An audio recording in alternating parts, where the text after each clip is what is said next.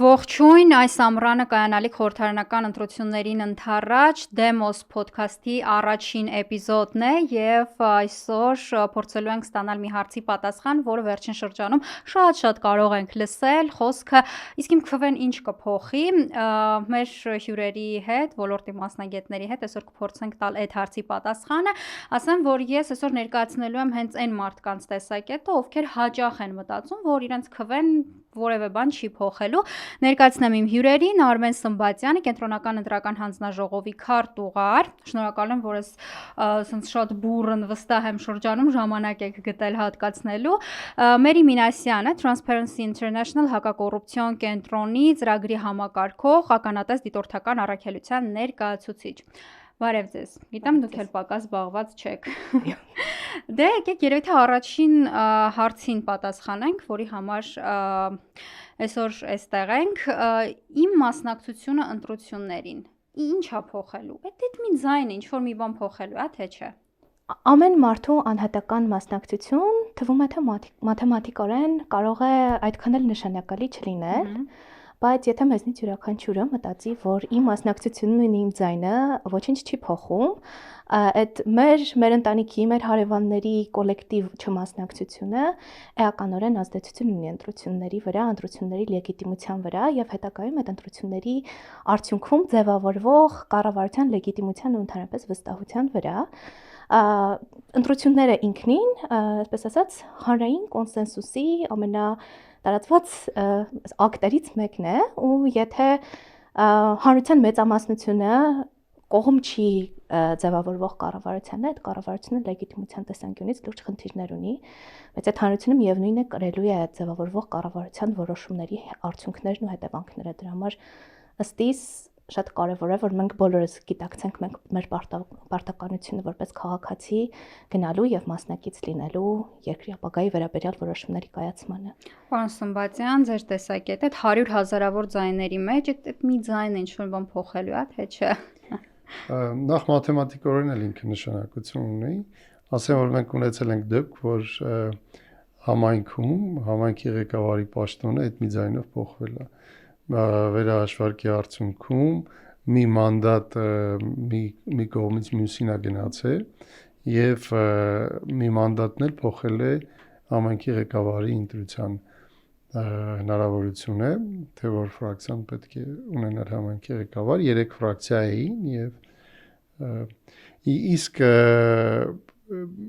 ավելի գնալով առաջ, ասեմ, որ եթե չենք հավատում, որ մի ձայնը կարող է փոխել, գոնե պետք է հավատանք նրան, որ եթե այդպես մտածողներ օրինակ լինեն հազարներ եւ եթե այդ ռոպագանդան աշխատի, այդ համոզմունքը դառնա ավելի շատ ընդունելի, ապա այդ 1000 ձայնը, 10000 ձայնը, 100,000 ձայնը անշուշտ բան կփոխի, չէ՞, կասկած չկա։ Եվ դրա համար պետք է անպայման ընտրել, իմ կարծիքով դա է ճիշտ լուծումը։ Անկամ եթե, գիտեք, երբեմն մարդիկ չեն ընտրում, չեն քվեարկում, որպեսզի չսխալվեն։ Կա այդպիսի, չէ՞, սինդրոմ, չսխալվեն, չպարտվեն։ Պետքա դա հանել։ Ասեմ, որ մանդատը միշտ ուժ ունի, եթե անգամ քո ընտրած կուսակցությունը չի ընտրվում, միևնույնն է, այդ քո մի ձայնը իր կյանքը կարող է փոխել, օրինակ, եթե հավաքի 2%-ից ավել կուսակցությունը, նա կստանա իր ընտրագրավը հետ, պետական ֆինանսավորում կստանա, որը որ հնարավորություն կտա առաջին 5 տարում ինքը իր գործունեությունը դրսևորել եւ այլն։ Շատ օրինակներ կան, ուղղակի չեմ ուզում, որ ես ամբողջ ընթացքում ես խոսեմ, էլի, կարելի է համոզել հակառակում, բայց ես կուզենայի նաև ձեզ լսել, ինչի եք այդպես մտածում, որ չի փոխի։ Իրականում ես բավականին երիտասարդ լսարան ունեմ, այսինքն 18-ից 24-26 այդ լսարանի հիմնական մեծ մասն են կազմում։ Շատ հաճախ եմ լսում տեսակետներ, որ օրինակ, բայց ախր ես չգիտեմ, ես ում ընտրեմ, ավելի լավ չի ես չընտրեմ, քան գալիս ենք ձեր ասածին սխալվեմ։ Այս ավելի ինձ միշտ թվացել է, որ երիտասարդ սերունդը շատ ավելի գիտակցված է, այս վերջին սերունդը, Z սերունդը, այսպես ասած Gen Z-ին, քան օրինակ ալֆա սերունդը կամ միլենիալները ինչ որ առումով, այս մասով կուզենամ ձեր տեսակետը լսել, եթե երիտասարդները կամ չգիտեմ, թեկուզ երիտասարդները, ովքեր բավականաչափ ծանոթ չեն օրինակ շատ քաղաքական գործիչների անցած ճանապարհին, ասում են թե չգիտենք ում ընտրենք։ Այս դեպքում ինչ անեն։ Հետևեն, նայեն, ոնց փորփրեն այդ ամեն ինչը։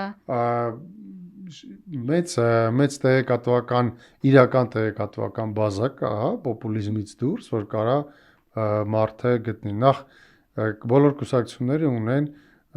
իրենց նախընտրական ծրագրերը։ Բոլոր կուսակցություններն ունեն իրենց անցած ուղիները, իրենց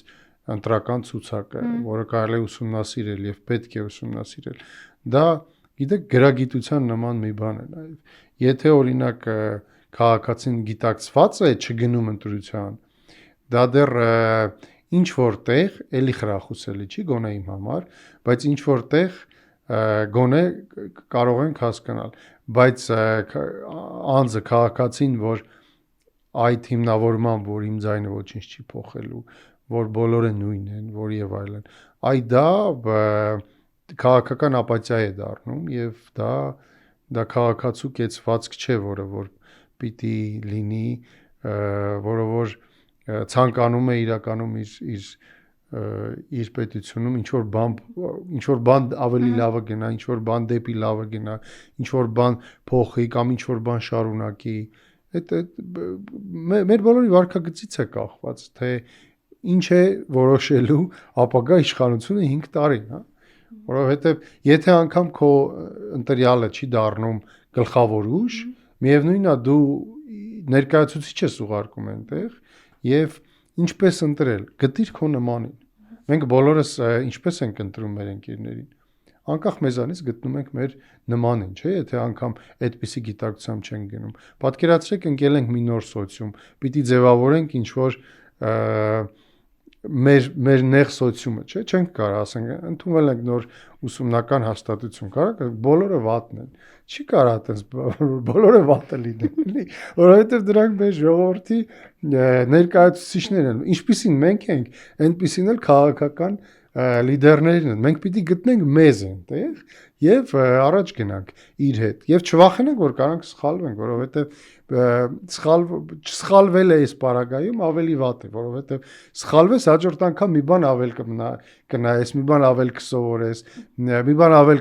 կուսումնասիրես, գուցե քաղաքագիտություն, գուցե քաղաքականություն, գուցե տնտեսություն, որպեսզի ավելի լավ որոշում կայացնես։ Այնպես որ այստեղ սխալվելուց ընդհանրապես պետք չի վախենալ եւ նաեւ պետք չի վախենալ, որ կարող է հիասթափություն ապրես։ Ընդհանրապես մարդը հիասթափվող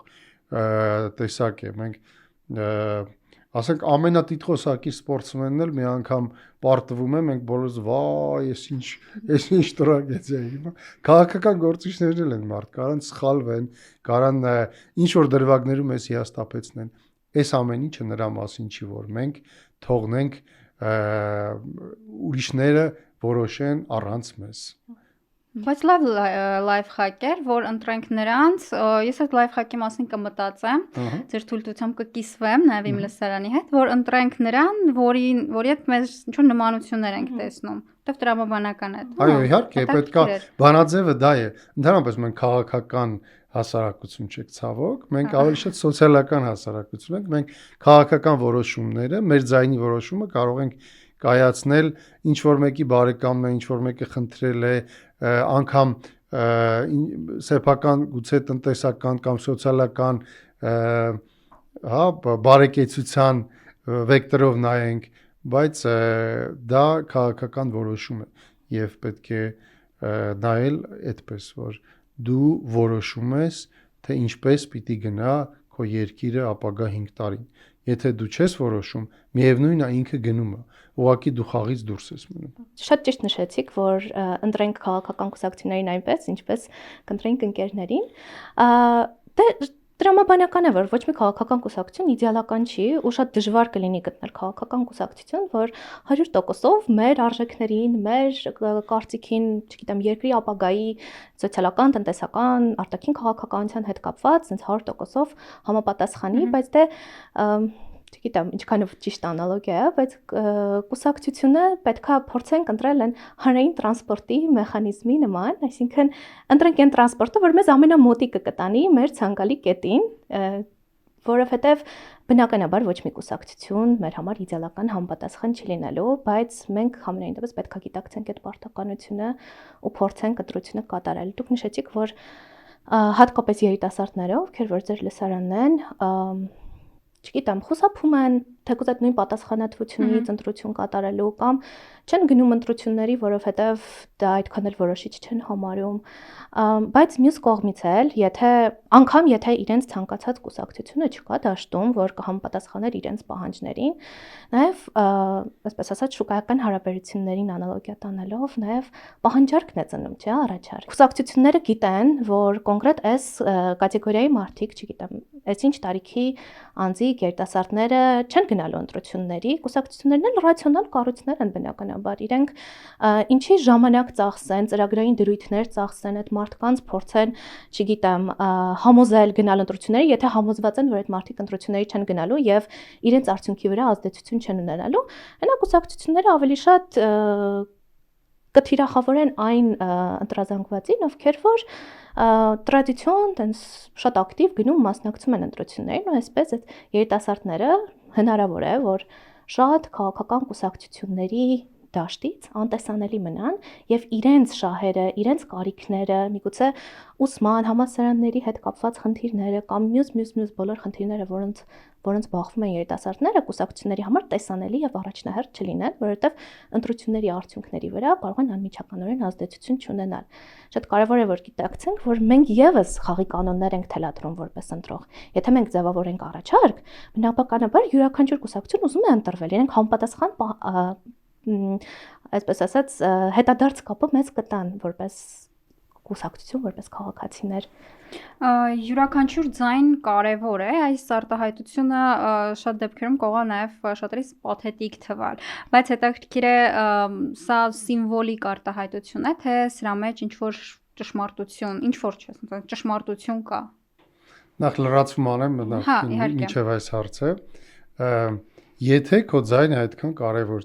ոչինչ չի փոխելու։ Ինչ են քաղաքական ուժերը այդպես մեծ պայքարի մեջ մտել քո ձայնի համար։ Ինչ են պայքարում բոլորը քո ձայնի համար։ Ուրեմն նշանակում է դա արժեք է, չէ՞, ուրեմն նշանակում է դա բան է, չէ՞, փոխելու։ Այդ տրամաբանությամբ, որ ուզեցի լրացնեմ, հիմա փորձեմ այսպես շարունակել մաթեմատիկորեն, հա։ Պատկերացրեք, մենք հիմա երեքով այստեղ նստած ենք, մեզ ցույց են տալի երկու տարբեր նկարներ, ասում են այս նկարներից որն եք ընտրում։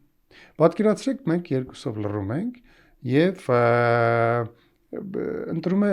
երրորդը մեր փոխարեն։ Ստացվեց, որ ընտրություն կատարեցինք մենք, բայց առանց մեր մասնակցության, չէ՞։ Հիմա պատկերացրեք, դուք եք միացել այդ ընտրությանը։ Արդեն ինչ որ բան կարող է փոխել, չէ՞։ Բայց կարող է նաև չփոխել, որովհետև դուք էլ մյուսը ընտրեք եւ ստացվի, որ ես ընտրեցի օրինակ մեր փոխարեն։ Ահա այդ նույն մաթեմատիկական մոդելով կարող է քո ձայնը, դու անգամ չհասկանաս, բայց կարող է քո ձայնը ազդեցություն ունենալ եւ հաստատ ամեն ձայն ազդեցություն ունի, որովհետեւ եթե մենք նորից եմ ասում, գնում ենք այդ ուղղությամբ, որ ինչ պիտի փոխի մի ձայնը եւ դա դառնում է համընդհանուր գիտակցություն, դա հաստատ ձայն է փոխում, դա հաստատ իրավիճակ է փոխում։ Նաև ձուտ մաթեմատիկորեն էլ անգամ մեծ երկրների դեպքում շատ են օրինակները, երբ որ ընտրությունների արդյունքները ընդհանրապես մի քանի 100, մի քանի տասնյակ քվեների շնորհիվ են փոխվել նույն 2000 թվականի ամերիկայի ընտրությունները դրա այսպես ասած ամենատարածված օրինակներից մեկն է, երբ նախագահական ընտրությունների արդյունքը ընդամենը 500 քվեի տարբերությամբ է որոշվել, այսինքն եթե այդ 500 անձանցից յուրաքանչյուրը կամ մի քանիսը այդ օրը որոշեին, որ իրենց քվեն ոչինչ չէր փոխելու եւ մնային տանը, արդյունքները եւ ինչու ոչ նաեւ համաշխարհային պատմությունը շատ ուրիշ ընթացք կարող էր ունենալ։ Այսինքն անգամ մաթեմատիկորեն մեկ քվեն շատ մեծ բան է փոխում։ Պարոն Սմբատյանի միտքը շարունակելով նաև, որ եթե օրինակ համեմատենք, չգիտեմ, ընտրությունները, այդ շատ տարածված անալոգիա է, նժարի հետ, կշեռքի հետ, պատկերացնենք կշեռքի երկու այդ ամանների մեջ տենց ավազահատիկներ են լցված ու իրենք հավասար են այդ պահին ու պատկերացնենք դա ընտրողների ձայնն է, եթե այդ մեկ մարդը կարող է համարել, որ ինքը այդ վերջին ավազահատիկն է ու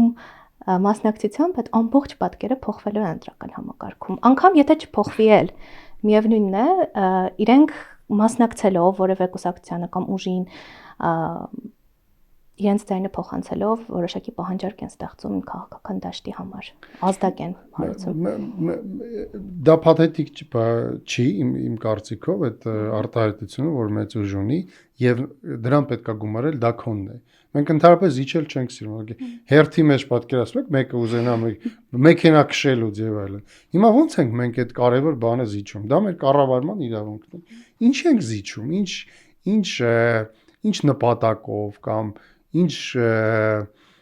ակնկալիքով, որ դրա դիմաց ինչ պիտի մենք ստանանք։ Ընդհանրապես պետքա գնալ տեղամաս մի հատ քվեարկության թերթիկ վերցնել, գցել քվեարկության քվեատուփի մեջ, հա։ Ընդհանրապես սա չանելով մենք զիջում ենք, նորից եմ ասում, մենք չզիջող ենք, չէ՞, մեծ հաշվով։ Եվ դրան նորից գումարեմ, որ մենք քաղաքական գիտակցությունը բարձրանա, հաստատ մենք որպես ազգ, որպես հասարակություն մեծ մասնակցություն ենք ունենալ։ Ուղղակի պետքա այդ գիտակցումը լինի։ Մյուս բանը, որ ուզում եմ ավելացնել, պատկերացրեք, մենք ամեն մեկից տված է puzzle-ի հատիկներ, չէ՞։ Հիմա մենք եթե մեր puzzle-ի հատիկը չդնենք պատկերի վրա, պատկերը չի լրանա, չէ՞։ Մարդիկ եւ իրանց գիտակցությունները տարբեր են։ Պատկերացրեք, մենք հաց ենք թխում։ Մեկը խմորն է, մեկը ջուրն է, մեկը աղն է, շաքարավազել են կարծեմ գցում, չգիտեմ, սոդա եւ այլն։ Հիմա հասարակության մեջ, որ այդ մեկը չլինի, աղը կամ ալրու չլինի, որովհետեւ ինքը այդպեսի մտածողն է, ապա այդ հացը չի դառնա մեր հասարակության մասին, այդ հացը ուրիշ հասարակության մասին կդառնա։ Բայց ախր կարծրատիպ էլ կա, որ ես շատ եմ ցավում, որ այս կարծրատիպին հիմնականում նաև շատ երիտասարդներ են հավատում, այսինքն դա սերնդե եկած այն շատ վատ կարծրատիպ է, որը եւս կարող է մարդուն մղել չգնալ ընտրությունների, այս միտքը, որ դե իմ փոխարեն ամեն ինչ արդեն որոշված է, հիմա գնամ որ ինչ։ Եթե ամեն ինչ որոշված է, կուսակցությունները ինչի են միլիարդավոր դրամներ ծախսում եւ խնդրում, որպեսզի գնանք ընտրություն։ Ինչի համար էլի։ Ամեն ինչ որոշված է այդ դրամները ինչ են ծախսում, այդքան ռեսուրս ինչի է ծախսում, այդքան լարվածությունը ինչի է մեծանում, չգիտեմ, սկսում են երբեմն անցնել քաղաքավարության շեմը, ինչի համար է այդ ամեն ինչի եթե արդեն որոշված է, այդ ամեն ինչը մեր ձայնի, մերձնից յուրաքանչյուրի ձայնը վաստակելու համար է, չէ՞։ Եթե որոշված է, ինչի է այդ ամեն ինչը տեղի ունենում, կարաք ասեք, ուրա այդ ամեն ինչը գնում, ում է դա ուղղված այդ ամեն ինչը։ Իհարկե ոչ մի բան որոշված չի։ Ամեն ինչ որոշում է ընտրողը, ամեն ինչ։ Ավելին ասեմ, այնքան պարզ եւ վերահսկելի է մեր ամբողջ ընտրական process-ը, հա, վերահսկելի նկատի ունեմ օրինականության նկատմամբ վերահսկողությունը, հաշվարկի նկատմամբ վերահսկողությունը, բոլոր ոչ մի այլ երկիր ես չեմ տեսել, ես մոտ 30 երկրում դիտորդություն եմ արել, ոչ մի երկրում այսքան շատ վերահսկողական հնարավորություն ես չեմ տեսել եւ կուսակցությունների համար եւ հասարակ ժողովրդի համար։ Հիմա ավելի ենք մենք շատացրել բոլոր օրինակ 300-ից ավել տեղամաս ունեցող տեղամասային կենտրոններից լինելու է ուղիղ հեռարձակում։ Այնքան վստահված անձինք, այնքան դիտորդներ հնարավոր չի տեղամասային կենտրոնում ինչ որ բան անել։ Ամեն ինչ փաթեթ դուրս է գալի քվեատուփից 50 աշկ, 100 աշկ շատ մեծացրած իրենց բիբերը սպասում են, թե այնտեղից ինչա դուրս գալի։ Մի հատ քվեաթերթիկ անգամ հնարավոր չի այս կողմից այն կողմ դնել, այնքան ինքնավերահսկվող է այդ ամեն ինչը։ Ոչինչ որոշված չի, ամեն ինչ որոշում ենք մենք, ամեն ինչ որոշում է Հայաստանի Հանրապետության քաղաքացին։ Ընդ որում իմ կարծիքով այդ արդեն չկա, որ ամեն ինչ որոշված է։ Ինձ թվում է արդեն ուղղակի մենք կրկնում ենք, հա։ Իրականում դա այնպես է ստացվել, որ Հայաստանում մարդիկ ունեն տենց ոչ լավագույն փորձառությունը ընտրական գործընթացներին մասնակցության, բայց իսկապես որպես դիտորդական առաքելության ներկայացուցիչ ես էլ կարող եմ փաստել, որ հենց ընտրությունների օրը, եթե խոսքը գնում է տեղամասում կատարվող իրավիճակներին եւ տեղամասում ընտրությունների ընթացքին, մեր մոտ կարող եմ ասել անգամ գերկարգավորված է ընտրական օրենսգրքի տեսանկյունից ընտրությունների օրը եւ ընթացքը եւ ամեն ինչ, ամեն քայլ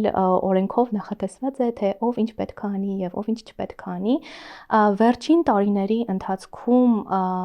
երբ որ մենք դիտորդություն ենք անում տեղամասերում, կարող ենք փաստել, որ հենց տեղամասերում ընտրությունների արդյունքների վրա էական ազդեցություն ունեցող խախտումներ մենք առանձնապես չենք արձանագրել կամ խախտումները եղել են ինչ-որ շատ տեղական բնույթի, ընթացակարգային, ինչ-որ չիմանալու պատճառով կամ միգուցե եղել են միտումնավոր, բայց ոչ համատարած, այսինքն եթե մենք խոսում ենք հենց ընտրությունների օրվա մասին ու այն փաստի մասին, որ յուրաքանչյուր ընտրողի քվե գնալու է եւ տեղը հասնելու, իսկապես կարող ենք փաստել, որ ամենայն հավանականությամբ տվյալ պահի կարգավորումներով գրեթե անհնար է, որ այդ մարդու քվեի հետ ինչ-որ բան լինի։ Քիչ մնացած կարծրատիպներից մի բան էլ ես ավելացնեմ։ Այսպեսի խոսք կա։ Ես կյանքում չեմ գնացել ընտրության։ Իբր թե այդ ինչ գլուխ գովալու բան է, էլի կույսես մնացել ինչը։ Ես կյանքում չեմ գնացել ընտրության։ Դա ամոթ բան է, ոչ թե գլուխ գովալու բան, էլի։ Մի անգամ, երկու անգամ ինչ որ պատճառով չես հասցրել, քո ճաշակին մարդ չի եղել եւ այլն։ Այդ գոնե ուրիշ է։ Իսկ այդ սկզբունքային ծուրս կյանքում չեմ գնացել ընտրության, դա ամոթ բան է, դա ասելու բան չի, ելուր մնաց գլուխ գովալու բան, էլի։ Նշանակում է, որ քեզ ամեն ինչ այնքան մեկ է այդ մի տարբերակը, մյուսն էլ դու այնքան հեռու ես չես հասկանում, որ այդ ամեն ինչը ինչքան կարևոր է։ Այնպես որ բայց դա էլ քիչ մնացած կարծրատիպերից է։ Գուցե մի քիչ խիստ խոսեցի այդ մասին, սովորաբար ես այդպես իմ ուսանողներին եմ այդ խստությամբ ասում, մտածելով որ իրանք իմ նկատմամբ որպես իրենց դասախոսները նորեղամտություն ունեն, չեմ ուզում ինչ որ մեկին վիրավորել, դա ամեն մեկի ընտրությունն է իհարկե, բայց իմ կարծիքով դա գլուխ գովալու բան չի, դա լավ բան չի, չմասնակցությունը, ապաթիան, դա լավ բան չի։ Ոչ մեկ լավ պետություն մեր փոխարեն չի կառուցելու։ Մենք դա պիտի անենք։ Ոչ մեկ չի գալու մասնակցի մեր պետության կառուցմանը, մեր պետության կառավարմանը մեր փոխարեն։ Դա մենք պիտի անենք։ Սխալվենք, ընկնենք, վեր կենանք, փոխենք մեր որոշումը, բայց դա մենք պիտի անենք։ Ոչ ոք դա մեր փոխարեն չի անելու եւ մենք պիտի մեր հաջորդ սերնդին տանք ավելի լավ պետություն, քան մենք ժառանգել ենք։ Հա ոնց որ տունդ ուզում ես ավելի լավը տաս քո երեխային, բա պետությունը կարևոր չի քո երեխայի համար, իր երջանկության համար, իր ապագայի համար, ամենակարևորն է, ավելի կարևոր է, քան շատ բաներ, որ մենք մտածում ենք կարևոր է, չգիտեմ, կապիտալ եւ այլն ժառանգելը։ Հետաքրքիր է, եթե այսպես վերցնենք, հա, իմ չմասնակցելը ում է օգուտ տալիս, ում է ձեռնտու, որ օրինակ ես եւս մի 3-4 հոգի լավագույն դեպքում չենք մասնակցում ընտրությանը։ Ուր է կորում այդ ձայնը, ում է օգուտ գնում։ Իրականում շատ քաղաքական ուժեր տարբեր երկրներում այդ դեմոբիլիզացիայի պրակտիկան եւս իրականացնում են, այդ ընտրողների դեմոբիլիզացիա, փորձելով հնարավորինս իջացնել ընտրական շեմը, որպեսզի այդ իրենց կազմակերպված ընտրողները բավարար լինեն որոշակի շեմեր հաղթահարելու համար, այսինքն մարդիկ ովքեր որ իրենցից կախման մեջ են կամ չգիտեմ ինչ-որ սպառնալիքների կամ համոզելու միջոցով հնարավոր է այդ մարդկանց ուղարկել ընտրության, որոնք իհարկե քրորեն պատժելի արարքներ են վալորնել, բայց սովորաբար նմանատիպ խոսույթներ, նմանատիպ նարատիվներ տանում են այն ուժերը, ովքեր որ ավելի բարձր մասնակցության դեպքում հնարավոր է օրինակ շեմը չհաղթահարեն։ դա մեկ տարբերակ է կամ շատ ֆատալիստական մոտեցում է անկեղծ ասած այդ չմասնակցելու վերաբերյալ թե ում է օգուտ հասարակությանն է վնաս ոչ մեկին օգուտ չի իրականում որովհետև ինչպես պարոն Սմբատյանը նշեց պատկերացրեք մենք հասարակությունով հաց ենք թխում այդ հացը մեր բոլորի քիմքին համապատասխան չէ պետք է լինի ցենց մի հատ հայտնի բան կա տերմին կա կոչվում է party of non-voters չընտրողների կուսակցություն կան հասարակություններ որտեղ որ հասարակության մեծ մասը չի այս կամ այն կուսակցությունը չի հարում, չի գնում, չի մասնակցում ընտրություններին, փաստացի այդ հասարակության մեծ մասը չընտրողների կուսակցության ներկայացուցիչներն են, ու այն կառավարությունը, այն խորհրդարանը, այն օրենքները, որ ընդունում է այդ երկրի կառավարությունը, այդ հանրության լայն մասի համար, այսպես ասած, իրենց քինքին համապատասխան չեն ու շատ իրական շատ տխուր պատկեր է նմանատիպ դեպքերում լինում, այսինքն եւ լեգիտիմության եւ այդ հանրային կոնսենսուսի տեսանկյունից մի քիչ շատ խնդրահարույց իրավիճակ է, այսպես կարելի ասել։ Նաեւ այդ ընտրված լիդերներն էլ հետո լեգիտիմության խնդիր են ունենում երկիրը ներկայացնելու տեսանկյունից։ Եթե լիդերին, օրինակ, չգիտեմ, ընտրությունների մասնակցությունը եղել է 10%, օրինակ ընտրելու իրավունք ունեցողների 10%-ն է մասնակցել քվեարկության, հետո արտաքին ուժերի հետ երկիրը ներկայացնելուց այդ մարդիկ արդեն իսկապես լեգիտիմության խնդիր ունեն։ Բայց մի ուրիշ կողմ էլ կա, որ հասկանում ես օրինակ տվյալ մարդը ունի շատ ցածր քաղաքացիական գիտակցում, երբ որ ինչ-որ հումորներ են անում ընտրաթերթիկի վրա եւ դա ասենց հպարտորեն հրապարակում են սոցցանցերի էջերում, տեսեք ես ինչպիսի հումոր եմ արել, դա էլ մի ուրիշ չգիտեմ, ընտրաթերթիկը փչացնելու ախր շատ վատ բան է աստիս էլի դա ոնց կարելի է գնալ հասնել ընտրությունից հումոր գրել ու Նայեք, բոլորը մարդու ընտրությունն է։ Իրականում քվեաթերթիկը փչացնելն էլ, չգնալն էլ, դրանք բոլորը մարդու ընտրությունն է։ Բայց պետք է նայել այդ ընտրությունը ինչի է բերում։ Այդ ընտրությունը ձեր հարցն եմ շարունակում, հա։ Ասում եք, որ ես իմ նմանները չեն գնում։ Ում է օգուտ։ Ես չգիտեմ ում է օգուտ, բայց գիտեմ ում է վնաս։ Ձեզ վնաս է։ Որովհետև ձեր մասը, ձեր ներկայացուցիչը, ձեր խոսքը չկա, բացակայում է։ Այսպիսի մի հետաքրքիր խաղ կա ժողովրդավարության ոչ ֆորմալ կրթության մոդուլներում, խմբերի են բաժանում պատահական եւ մենյու են բաժանում ու խնդրում են, որ ընտրիքի համար մենյու կազմեն, հա, եւ հետո հարց են տալի խմբին։ Օրինակ, խումբը ընտրելա պիցա։ Խնդրում ենք անկեղծ ասեք, թե ովքեր են իրականում պիցա սիրում։ Պարզվում է, որ այդ խմբում փոքրամասնությունը,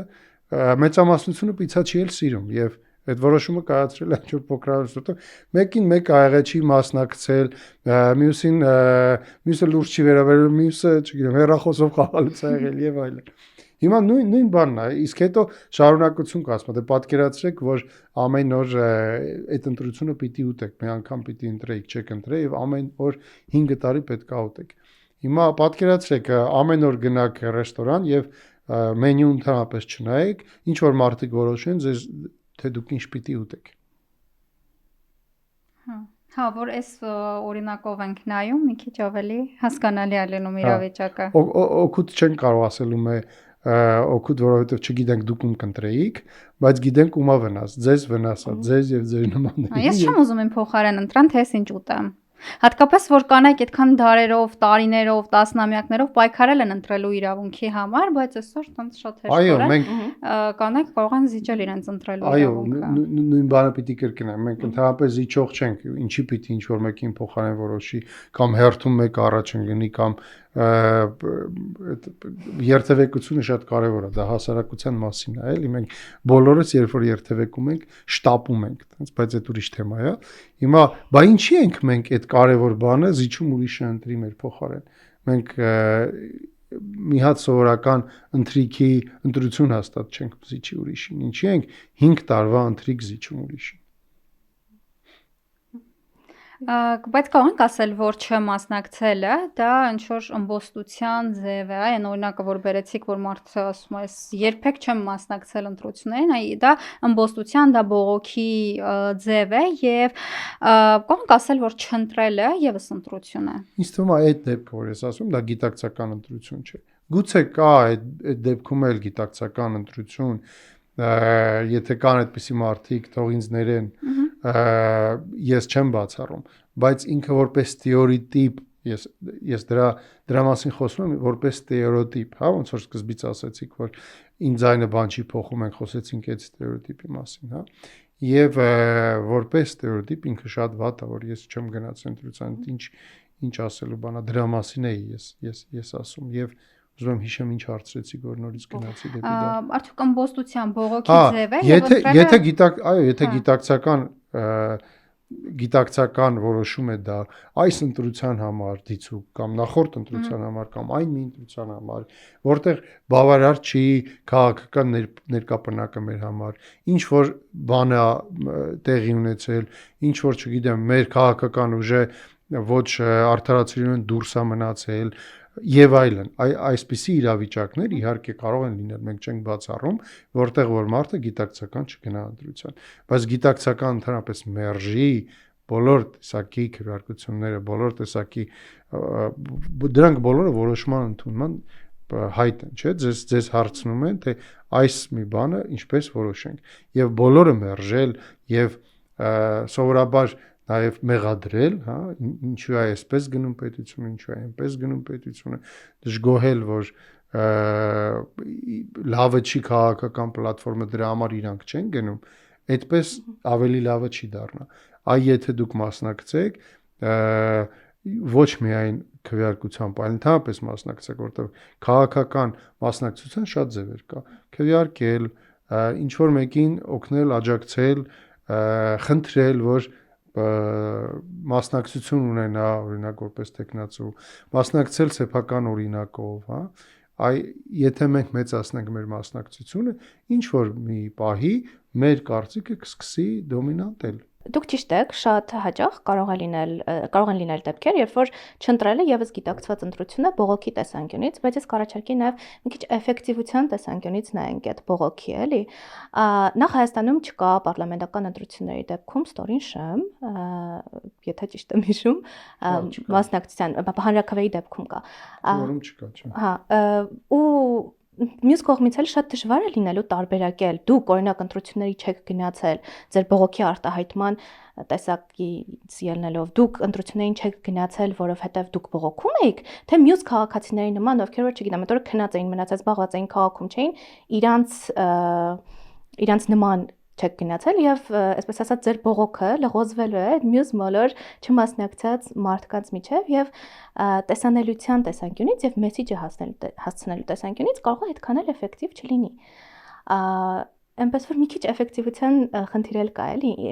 չմասնակցելը որպես բողոքելու մեխանիզմի հասկանում եմ կարող են ինչ-որ տարբեր իրավիճակներ լինել երբ որ դու չես ուզում լեգիտիմացնես այդ գործընթացները որովհետև քո համար դրանք չգիտեմ անընդունելի են եւ այլն բայց եթե մենք խոսում ենք կոնկրետ հայաստանյան ընտրությունների դեպքում հայաստանի ընտրությունների պարագայում